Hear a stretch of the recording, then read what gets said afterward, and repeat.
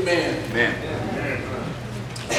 We are thankful to the God of heaven that doeth all things well. We just appreciate that. Good singing. He cut off my song. Man, I'd have had a bad sing wrong. I intended to sing that for you. I know about you. We're just so thankful and appreciative to be back in Sumter Lectureship. We appreciate the great lesson that was before us. It really was a great lesson. It was so great, I didn't know if I wanted to come up here. I was about to go back 3 hours back home. But we appreciate Brother Gary Halls for that great lesson. Appreciate the school here. 20 years. It's a long time. Amen. Still going strong. And I was thinking about it. Sapp and Wilson is two of the originals that are still here at the school. We just appreciate them so very much. Learned to love them. I used to didn't like it. When I was in school, I didn't like it. I didn't like people that liked it. But we learned to love those brothers that are doing a great job. Amen. All of the other instructors. We appreciate the students also. My wife, she is here. She said, I wouldn't miss this for the world. She said, I got to see what you going to say. She's babysitting our grandson. And it was my son, he didn't get back in time. So I got to find a babysitter because I got to find out what you going to say concerning this particular subject. The theme is great, proper and improper attitudes. And my subject for the next few moments is patience versus impulsive. Be turning your Bibles, if you will, to 1 Samuel chapter 13. 1 Samuel chapter 13 is a very lengthy reading, but sometimes we need to read our Bible. We need to read it, and we need to study our Bible. In 1 Samuel chapter 13, verse 1 beginning, Saul reigned 1 year, and when he had reigned 2 years over Israel, Saul chose for himself 3,000 men of Israel. 2,000 were with Saul in Michmash and in the mountains of Bethel. And 1,000 were with Jonathan in Gibeah of Benjamin. The rest of the people he sent away, every man to his tent. Jonathan attacked the garrisons of the Philistines that was in Gibeah. The Philistines heard of it. Then Saul blew the trumpet throughout all the land, saying, Let the Hebrews hear. Now all Israel heard it said that Saul had attacked the garrison of the Philistines, and that Israel had also become an abomination to the Philistines. And the people were called together to Saul at Gilgal. Then the Philistines gathered together to fight with Israel, 30,000 chariots and 6,000 horsemen. People as the sand which is on the seashore in multitude. They came up and encamped in Michmash to the east of Beth-Aven. When the men of Israel saw that they were in danger, listen at this parenthetical phrase, for the people were distressed. Then the people hid in caves, in thickets, and rocks, and holes, and in pits. And some of the Hebrews crossed over the Jordan to the land of Gad and Gilead. As for Saul, he was still in Gilgal. And all the people followed him trembling. Then he waited 7 days according to the time set by Samuel. But Samuel did not come to Gilgal, and the people were scattered from him. So Saul said, bring a burnt offering and a peace offering here to me. And he offered the burnt offering. Now it happened as soon as he had finished presenting the burnt offering that Samuel came. Saul went out to meet him that he might greet him. And Samuel said, what have you done? Saul said, when I saw that the people were scattered from me and that you did not come within the days appointed, and that the Philistines gathered together at Michmash, then I said, the Philistines will now come down on me at Gilgal, and I have not made supplications to the Lord. Therefore, I felt compelled, underscore that word, and offered a burnt offering. Samuel said to Saul, you have done foolishly. You have not kept the commandment of the Lord your God, which he commanded you.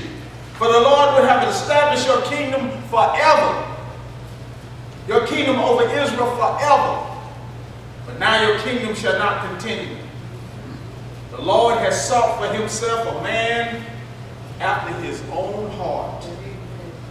The Lord has commanded him to be commander over his people, because you have not kept what the Lord commanded you.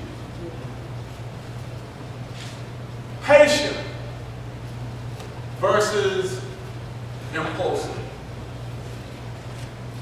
Impulsive is defined as acting or something done without forethought. Reminds you of the White House, doesn't it? Spontaneously, hasty, emotional. In Proverbs chapter 14, in verse number 29, the proverb writer said this: He who is slow to anger, he who is slow to wrath, has great understanding. But he who is impulsive exalts folly.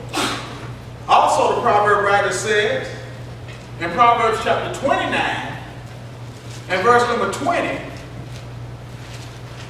he asks this question: do you see a man hasty in his word? There is more hope for a fool than for him. You know, the Bible doesn't say too much great about a fool. You know, the Bible said that a fool will say in his heart, there's no God. It said no to God, no God. Patience. Patience is the capacity to accept or tolerate, delay trouble or suffering without getting angry or upset. Let's look at that definition again. Patience is the capacity to accept or tolerate, delay trouble or suffering without getting angry or upset. Now I got a parenthetical phrase for myself. Lord, help me to help me. I'm weak, but thou art strong. Patience is forbearance, tolerance, restraint, self-restraint. Let's look to the God of heaven. In Romans chapter 15 and verse number 5. Romans, the chapter is 15 and verse number 5. Now may the God of patience and comfort grant you to be like-minded toward one another, according to Christ Jesus. God is the God of patience. What about the preacher? the preacher must also possess this attribute. Listen to Paul in 1 Timothy 6, verse number 11. But you, O man of God, flee these things and pursue righteousness, godliness, faith, love, there's that word, patience, gentleness.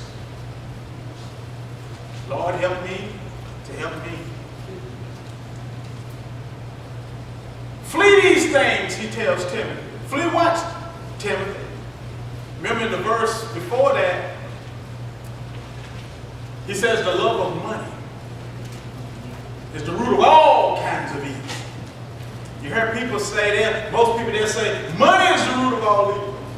But the Bible says the love of money is the root of all evil, all kinds of evil. Question: do you love money? Well, you just read that verse, you think I'm going to answer that?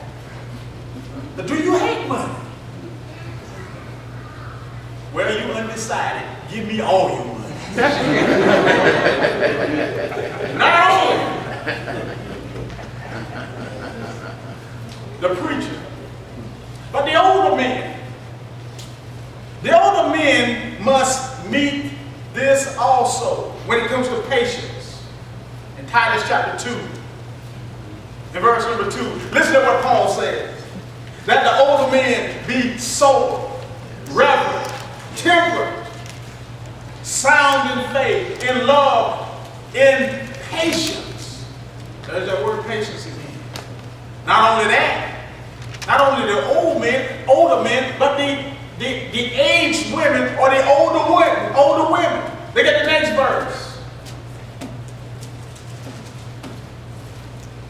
Likewise, the older women, likewise, that they be reverent in behavior, not slanderers, not given to much wine, teachers of good things. Not only that, do you not know that all Christians should exhibit patience? Listen to Paul in Galatians chapter 5. Galatians chapter 5 and verse 22 beginning.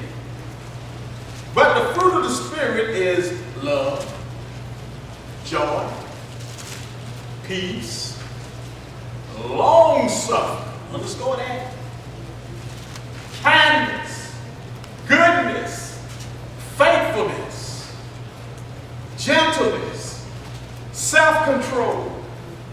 Against such there is no law. You know, if you have those attributes, if you do those things, you don't have to worry about going to jail.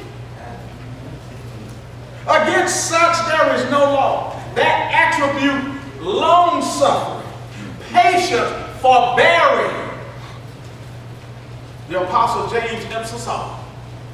Look at James chapter 1. James, the chapter is 1. Verse number 2. He said, my brother, count it all joy when you fall into various trials, knowing that the testing of your faith, what does it produce? It produces patience. But let patience have its perfect work, that you may be perfect and complete, lacking nothing, he says. You know, we can learn from the Old Testament when it comes to being impulsive and being patient. Romans chapter 15 and verse number 4. For whatever things were written before was written for our learning, that through patience and comfort of the Scriptures that we might have hope. Remember back in our text in 1 Samuel 13,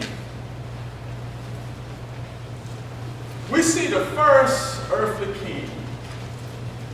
Saul was impulsive.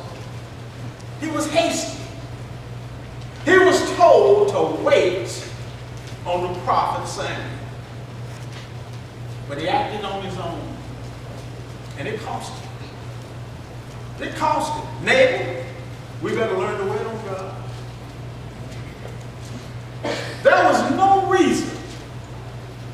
for Saul to doubt Samuel or God. Listen at Samuel. Listen at what Samuel said in 1 Samuel chapter 12. Verse 1 beginning. Now Samuel said to all Israel, indeed I have heeded your voice and all that you said to me, and have made a king over you. And now here's the king, walking before you, and I'm old and gray-haired. And look, my sons are with you. I have walked before you from my childhood, he says, to this day. Here I am, witness against me before the Lord and before his anointed. Whose ox have I taken? He was putting it on the line. Or whose donkey have I taken? Or whom have I cheated? Whom have I oppressed, he says? Or from whose hand have I received any bribe with which to blind my eye? He said, I'll restore it to you.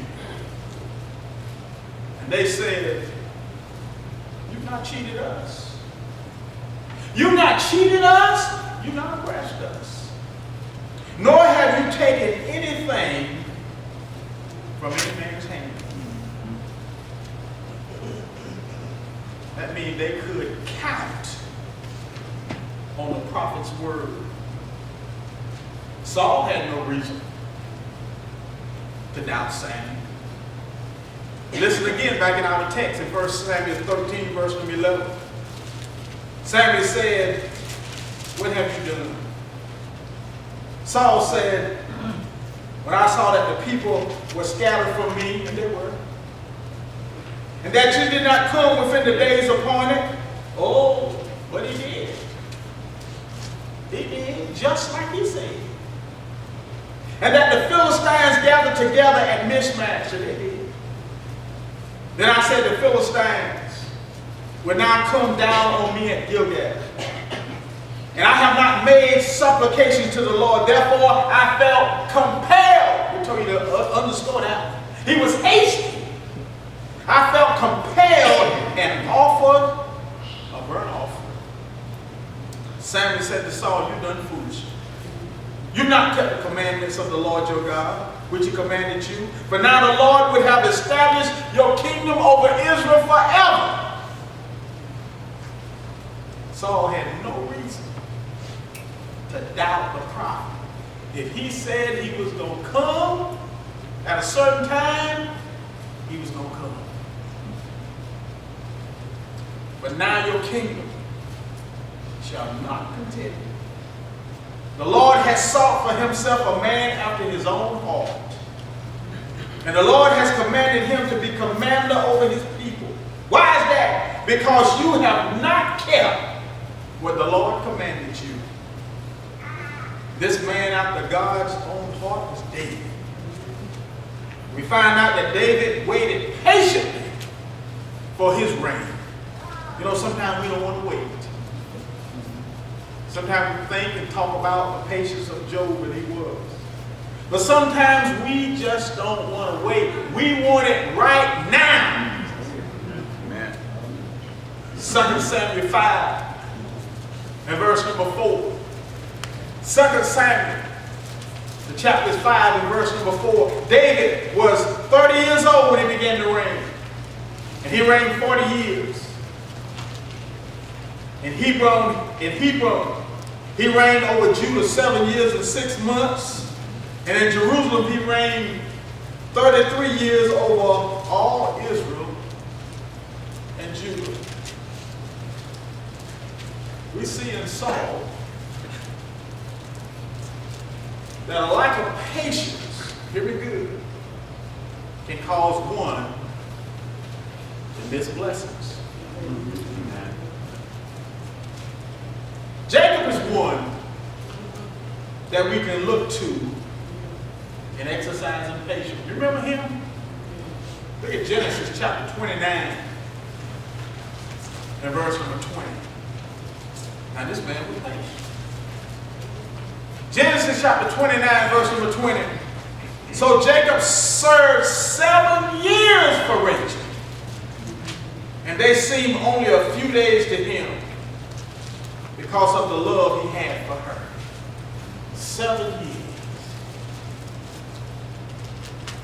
When I was dating my wife, 2 years. We dated 2 years. She just begged and begged. So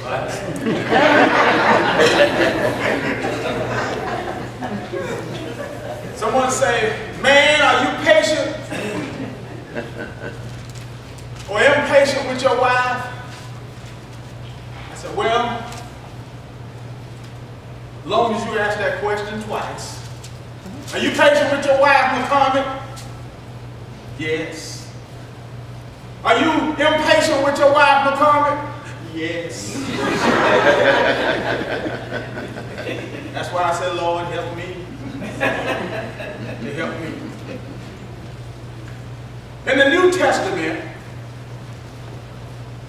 we can learn some valuable lessons about patience from the story of the wasteful son in Luke chapter 15, verses 11 through 24. We can find some valuable lessons in that particular story. But let's look at some ways to acquire patience. I hope we can see the importance of patience. It is a must. We also see times in our lives when we fail to exhibit patience. Sometimes we stop praying. You know, the command is to not stop. 1 Thessalonians 5, verse number 17, pray without stopping. Pray without ceasing, Amen. He says. Not only that, sometimes we grow weary. But the command in Galatians 6, verse number 9, let us not grow weary while doing good. For in due season we will reap if we do not lose heart. You know, sometimes we fail to remain faithful. We're supposed to remain faithful even to the point of death. Revelation 2, verse number 10.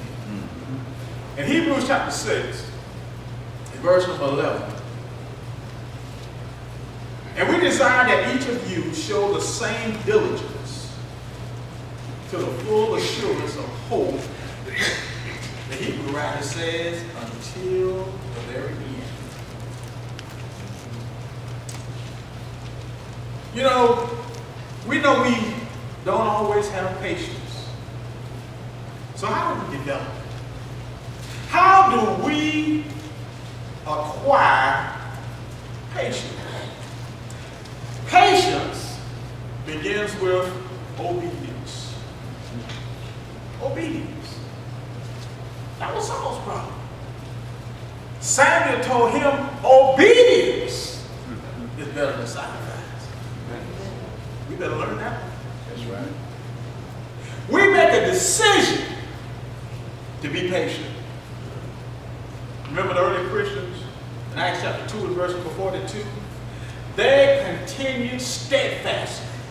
They made a decision.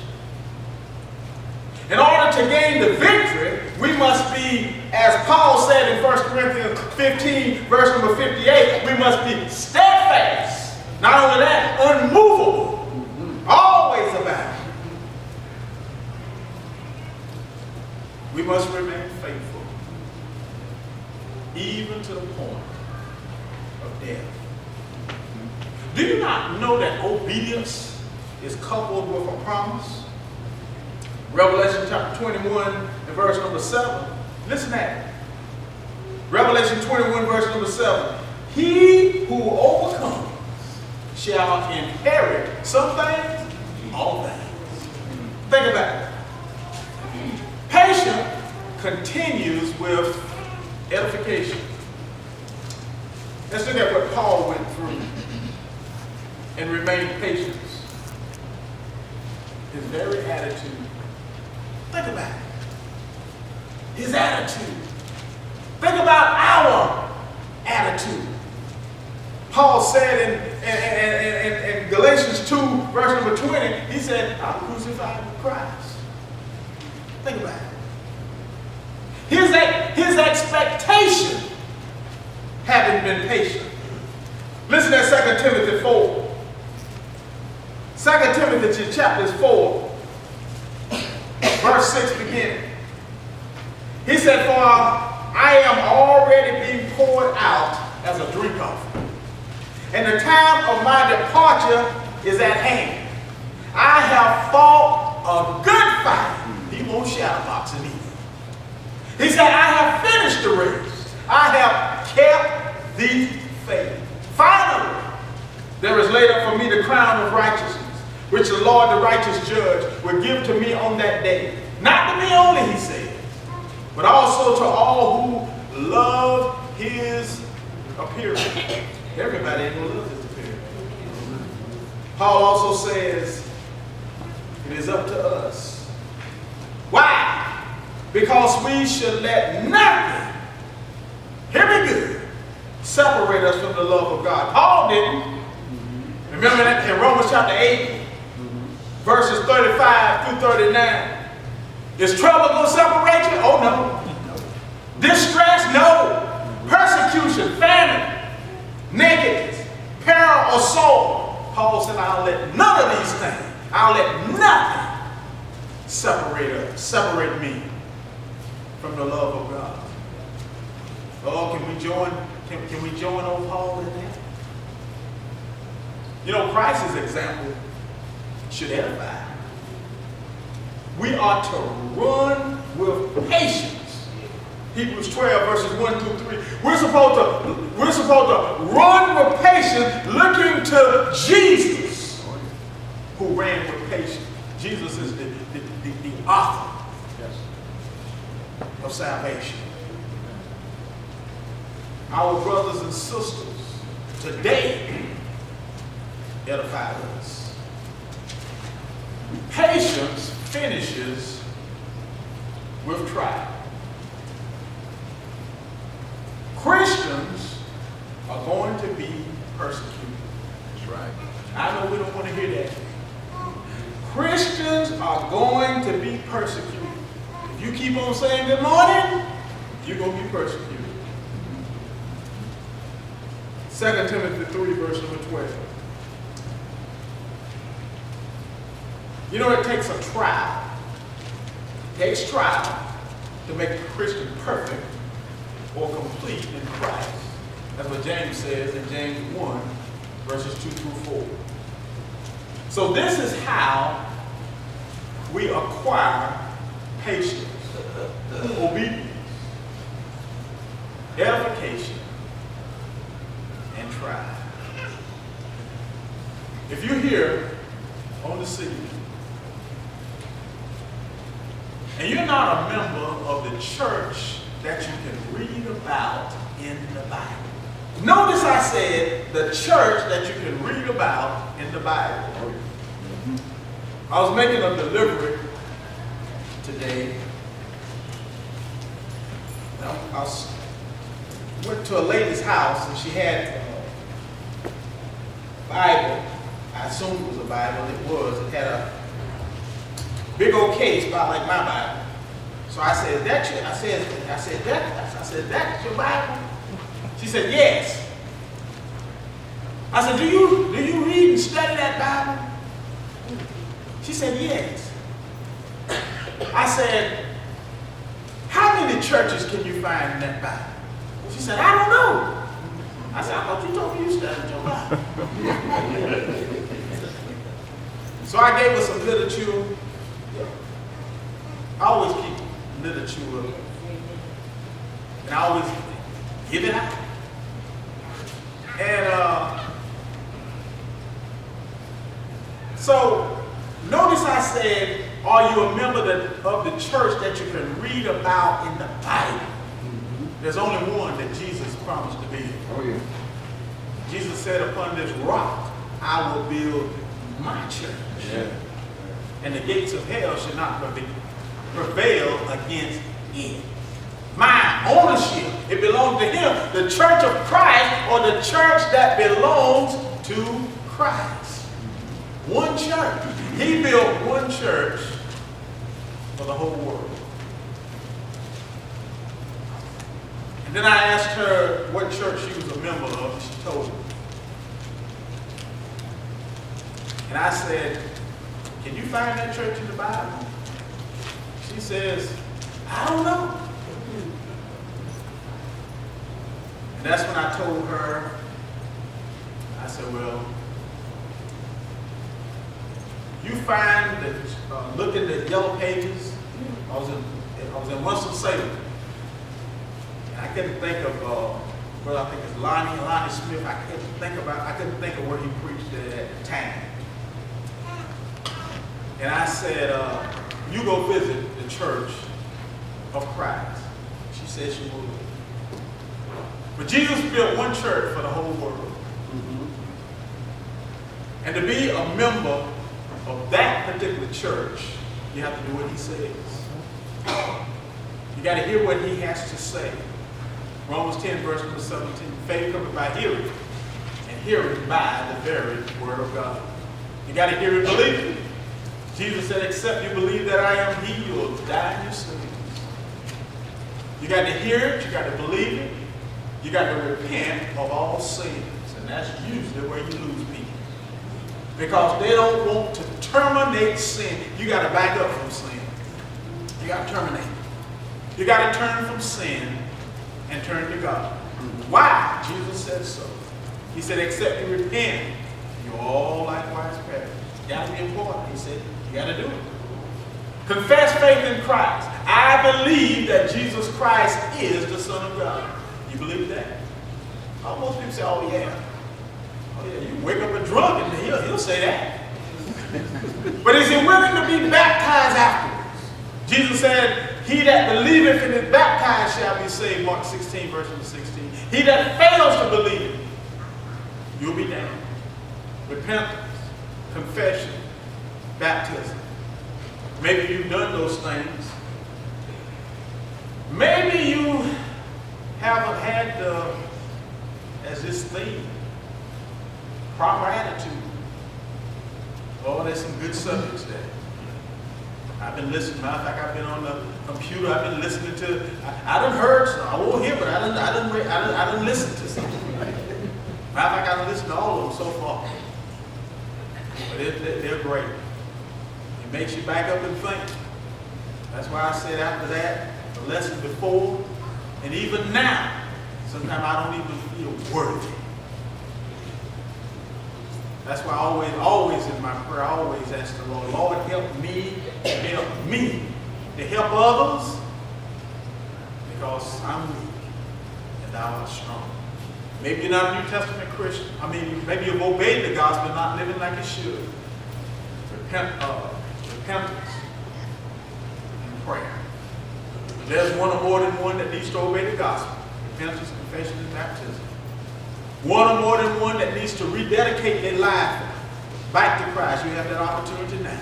And we stand and sing this song. Would you be free from the burden of sin?